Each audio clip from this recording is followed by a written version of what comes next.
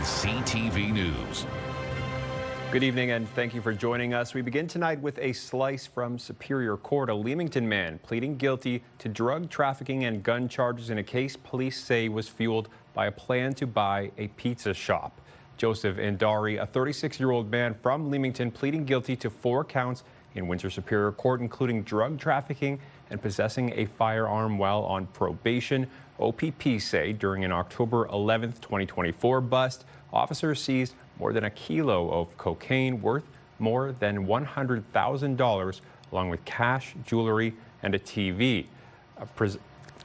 A pre-sentencing report says Andari was trafficking in part to buy his uncle's pizza shop.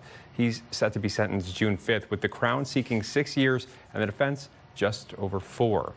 Finally, some real relief expected at the gas pumps tomorrow, with a double-digit price drop expected ahead of the weekend.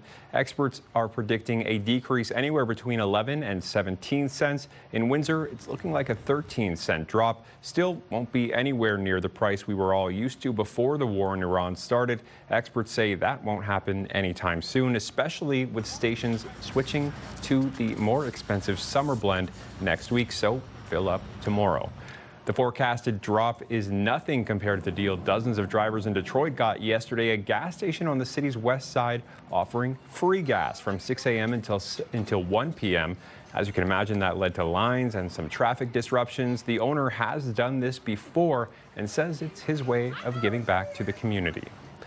There are no shortage of sidebar stories to tell with gas as high as it is, and as it turns out, even rideshare drivers are turning down calls if they think it's not worth the cost of fuel. CTV senior correspondent Heather Wright has more. Erla Phillips has been a rideshare driver for nearly 10 years, and she has never made less money than she is right now. It has been really difficult. There's not enough work to go around, and the work that is offered to us is very low paying. She drives with Uber and Lyft and says the algorithms used by the two companies mean some rides only pay out $2 or $3. That, coupled with the high price of gas, means she is flat out rejecting rides that won't turn a profit. And you were saying that you used to have a high acceptance rate. At one point, I was 85%. And now? Now it fluctuates between the high teens and 20-something. Phillips says she's not the only driver struggling. She says some are quitting altogether, while others are losing their cars.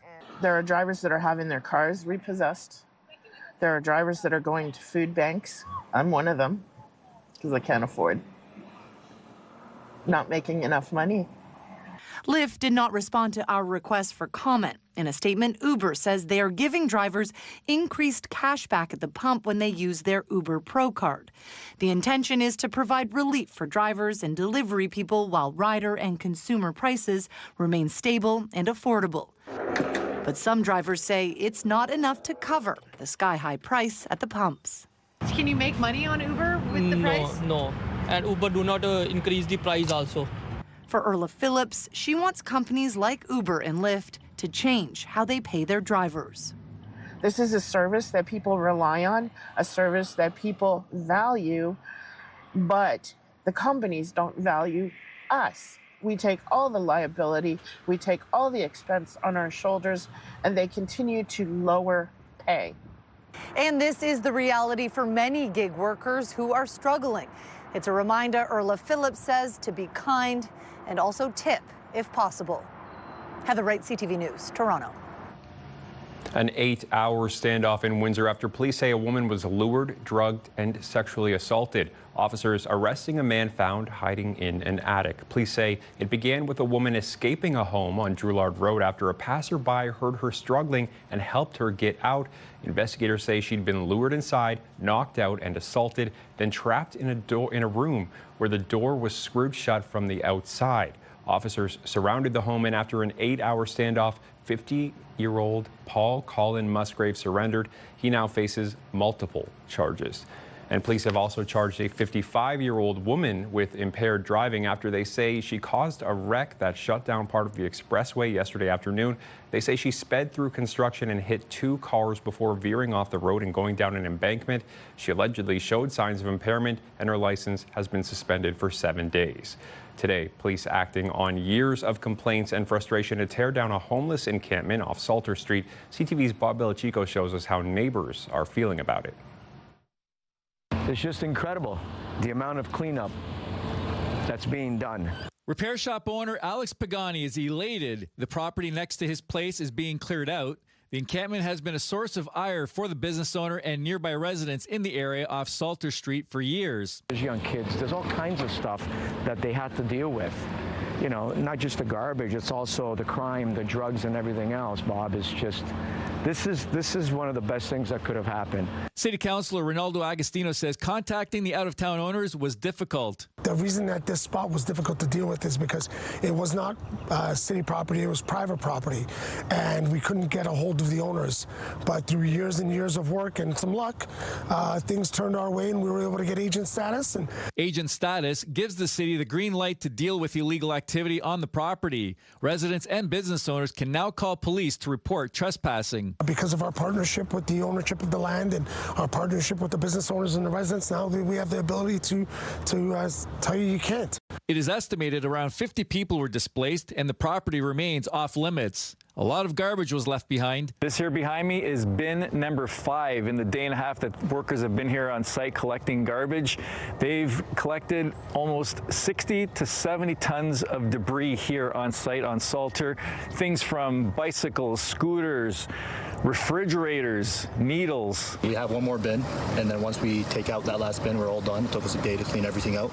Those residing illegally on the property were given 3 weeks' notice and were offered help to find somewhere safe to stay. As residents, I'm glad that they're cleaning up so my neighborhood is cleaner, but I also hope that the city is able to provide the help for these people. Hopefully they're being taken care of in other ways. We've given everyone options. We've given everyone a place to go where there's supports, where there's helps, but we can't force anyone to go where we want them to go. Bob Belichico, CTV News. Investigators are combing through the rubble of an overnight fire in Windsor's south central area.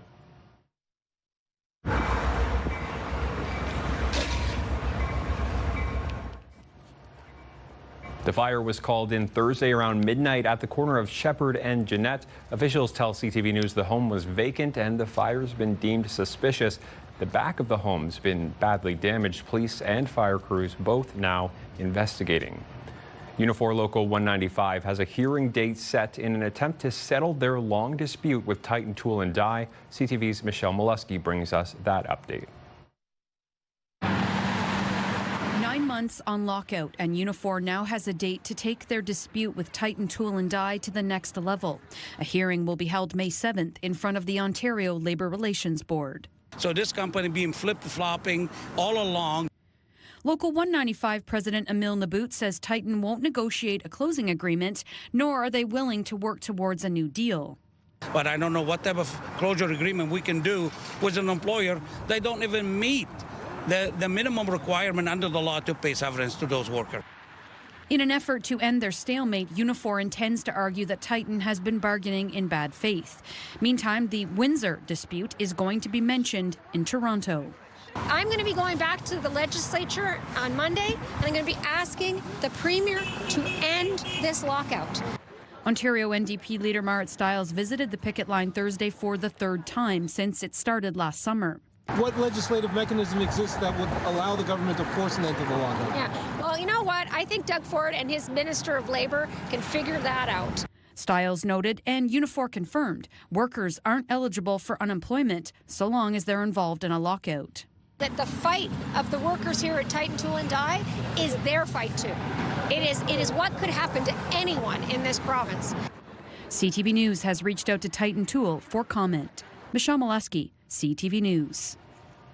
Earlier this week, a 32-year-old Chatham woman taken in as part of a $16,000 drug bust. Police say on Tuesday they executed a search warrant on Northland Drive, finding cocaine and meth.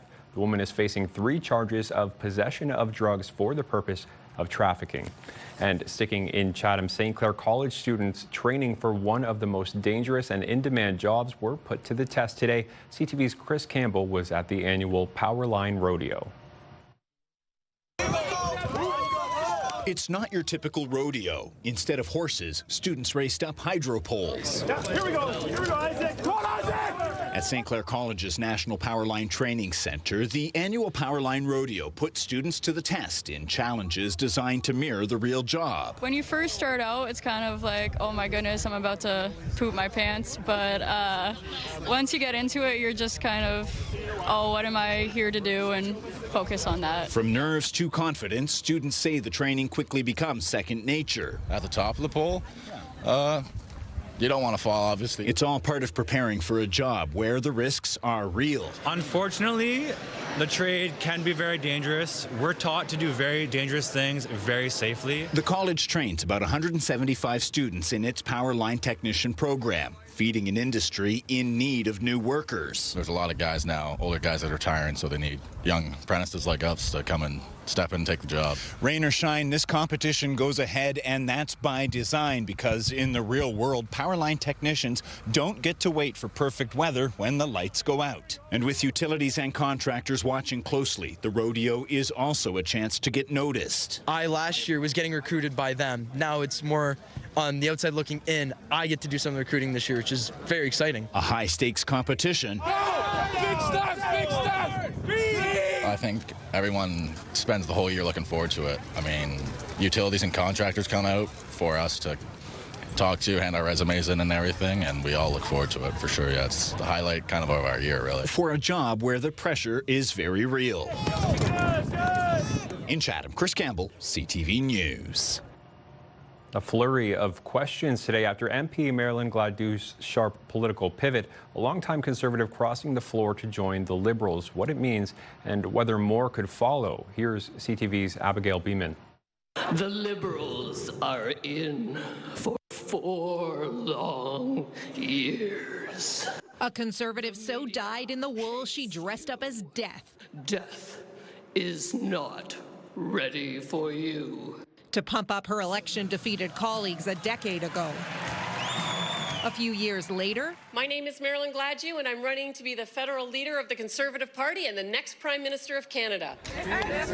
Today's Liberal Prime Minister left explaining how the newly bigger tent Liberal Party absorbs Gladue, a social conservative who fought a bill banning conversion therapy for being too broad and said she'd allow MPs to advance bills restricting abortion. She will vote with the government if there are votes relating to any aspect of that issue, as well as the rights of Canadians to be their whole selves, to love who they love, and to fully enjoy their rights. Mark Carney is saying to Canadians, your vote does not count. In BC, the Conservative leader said constituents should be able to have a by-election after a floor crossing, and he deflected a question about what losing 4 MPs means for his leadership. 87% of grassroots Conservatives who backed up my leadership less than 90 days ago to fight for an affordable, safe, and strong Canada.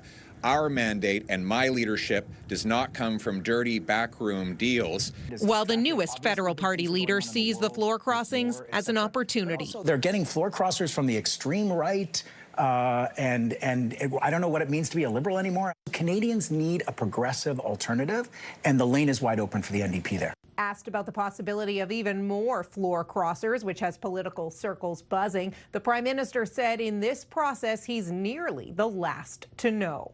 Abigail Beeman, CTV News, Ottawa. CTV meteorologist Gary Archibald has your full weather details coming up in 2 minutes' time. And still ahead, zombie trout in the Great Lakes. Scientists are sounding the alarm over bizarre, starving fish and what it could mean beneath the surface. CTV meteorologist Gary Archibald is here with our first look at the weather tonight. And Gary, we're talking about some of those April showers. April showers, my friend Travis, good evening. You are correct, sir. And it looks like the rains could be steady at times over the next 5 to 6 days. I think there's a decent probability, 60% or higher on a few of those days upcoming where showers will be the story. But also along with that warmer air, case in point today, reaching a temperature 19.4 degrees Celsius in Windsor, about 18 in Chatham, Kent, and the surrounds. Our average high is closer to 12 degrees Celsius for a daily maximum, well above seasonal. Look at this cold front, well-defined, that arc, right? It stretches as far west as Iowa and works its way right across the Ohio Valley, southern Ontario proper, Lake Ontario, Lake Erie getting into it. Those showers now moving into Quebec, the Maritimes, northeastern seaboard of the U.S. That is a cooler air mass, the leading edge of it, producing or triggering the showers. We got into that today in the morning and then around 3 p.m. And now we're going to see a couple of waves over the next couple of days. Keep us warm, because warm air will displace the cool or cooler air through this overnight. And then by the weekend, we're going to see a significant surge.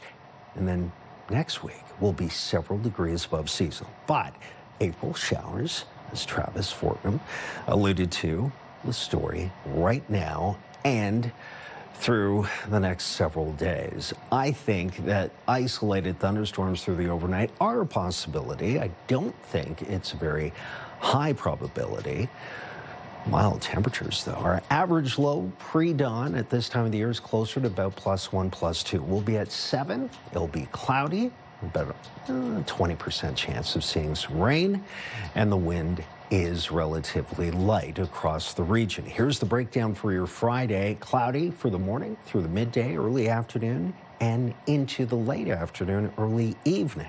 A high of about 13 reached earlier than what we'd normally expect over a 24-hour period, near noon. But again, a chance of seeing rain. If we do see it, it's early in the morning through the early afternoon. Then look at the temperatures, 13, then 12. Sunny Saturday afternoon, not bad. Seasonal. Sunday, Monday, Tuesday, Wednesday, Thursday. Across that 5-day stretch, the average temperature is about 20 to 21, but rainy for most of that stretch as well. The umbrella required. Keep it nearby. Let's look at your weather. Thank you, Gary. The husband of a Michigan woman who vanished in the Bahamas has been arrested. This after the woman's daughter raised concerns about the couple's relationship. I know they have been drinking more often, and problems arise when they drink. Officials say Lynette Hooker was in a motorboat Saturday night when her husband Brian said she fell overboard with the keys. They say he paddled back to shore and reported her missing. Brian Hooker has denied any wrongdoing. Well, if you'd like to make a shopping trip to IKEA without crossing the border, you'll have an option up the 401 before long. As CTV's Nick Paparella reports, the Swedish furniture giant's returning to London. It's a sign that is recognized around the world. The Swedish retail giant IKEA will soon be opening its doors in London, occupying part of the space that once housed the Hudson's Bay Company at White Oaks Mall. Sarah Imrie is with the mall. We are absolutely thrilled to be able to let the cat out of the bag and talk about the exciting reimagining of the former Hudson's Bay space that we've been working on for so long. This is the second time IKEA has set up in London. However, in June of 2020, the company decided to close its pickup depot on Wonderland Road South. Sarah says this store will provide more than the last site, but less than a traditional full-size IKEA location, with over 2,000 home essentials that will be available for cash and carry. It's a new type of small store designed for everyday convenience. So they say small store, but it's like 45,000 square feet that's going to take up of the ground floor of our 165,000 square feet of space that we have in the mall to repurpose. Renovations are already underway, with the IKEA store set to open its doors in the fall. They are a wonderful partner that we're really excited to work with, and I hope the community is as excited as we are. Nick Paparella, CTV News.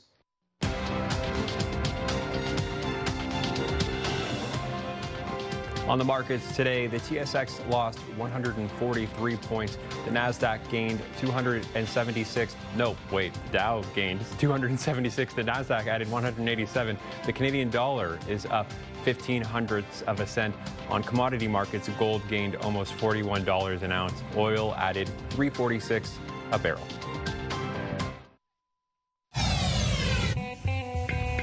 CTV News Windsor has launched a newsletter helping you start your day with the latest local news. By signing up, you'll get direct local content straight from CTV Windsor to your inbox, including top stories, the forecast, and videos. You can sign up at ctvnewswindsor.ca.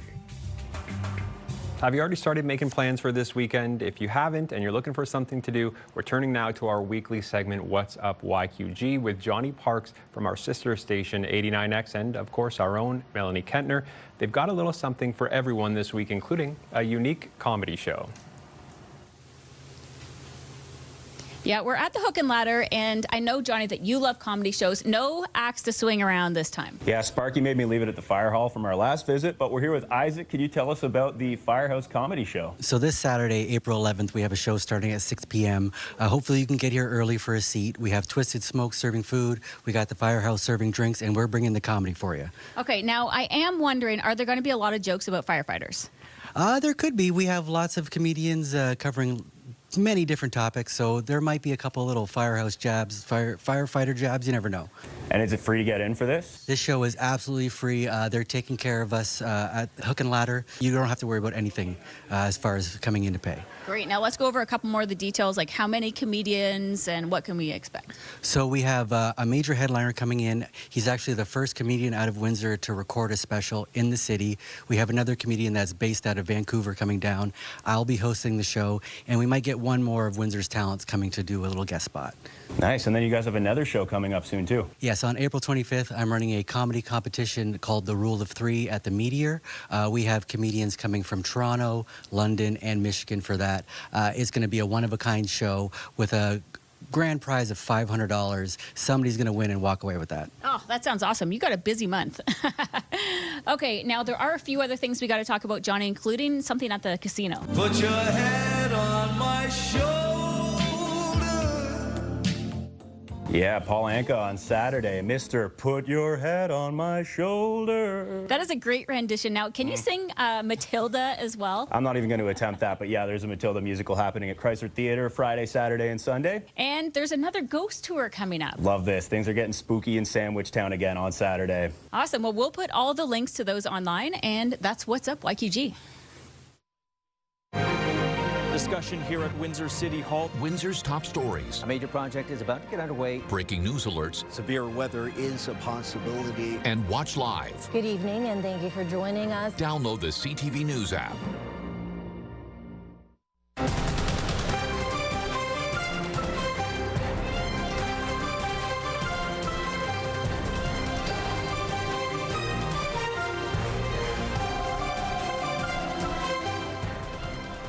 CTV meteorologist Gary Archibald returns with another look at the 7-day forecast. And Gary, you mentioned keeping the umbrella handy. Looks like we're going to want to do that for at least the next week.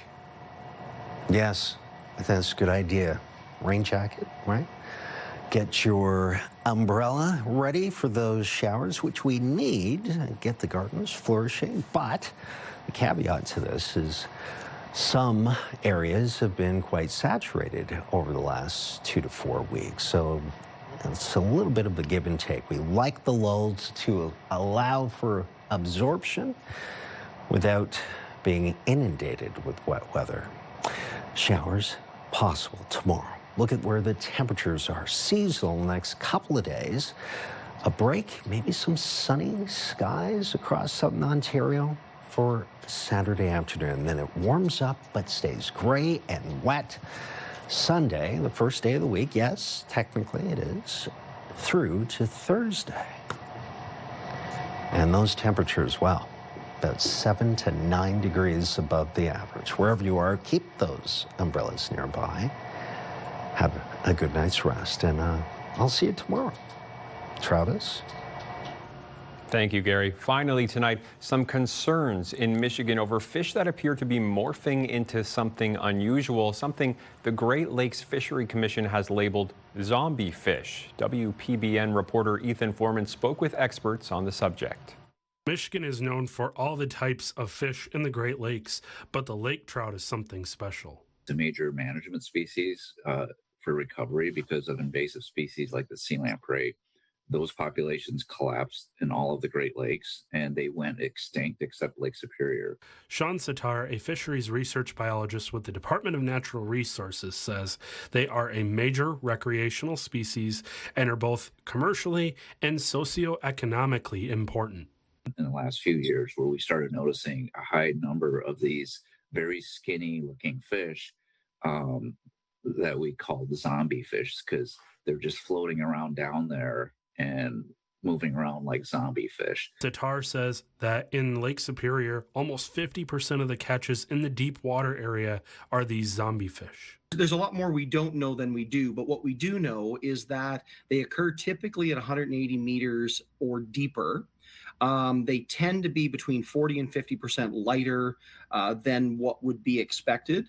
Greg McClinchy with the Great Lakes Fishery Commission says that there has been some good news, however, with the lake trout populations. Lake Superior has certainly been recently one of the lakes where there's been huge success. I mean, in November of 2024, I believe it was, we were able to announce that lake trout populations have been fully restored in Lake Superior. McClinchy says that there are several different reasons it could be, but one of the main reasons could be food limitations. It could be anything from food limitations, ecological issues that exist, particularly in Lake Superior. It's a cold water lake. It's delicate. It can be impacted pretty easily. There are possible other reasons, however, besides just food limitations. It could be a disease factor. Fish health assessments are being done. That's part of the research we're doing. It could be some kind of sublethal impact on sea lamprey that we don't fully understand or appreciate. It could be contaminants, again, that we're not necessarily aware of. It could be a combination of those factors. In just a couple months, the DNR and Great Lakes Fishery Commission will be helping with an assessment to look into which of these reasons it could be. We're going to be out there this June with a fish health assessment team from Michigan State University to help address that component to see if it's pathological. That's WPBN's Ethan Foreman reporting out of Traverse City. And that's our time for tonight. Hope you'll join us back here tomorrow. For now, I'm Travis Fortnum. Take care.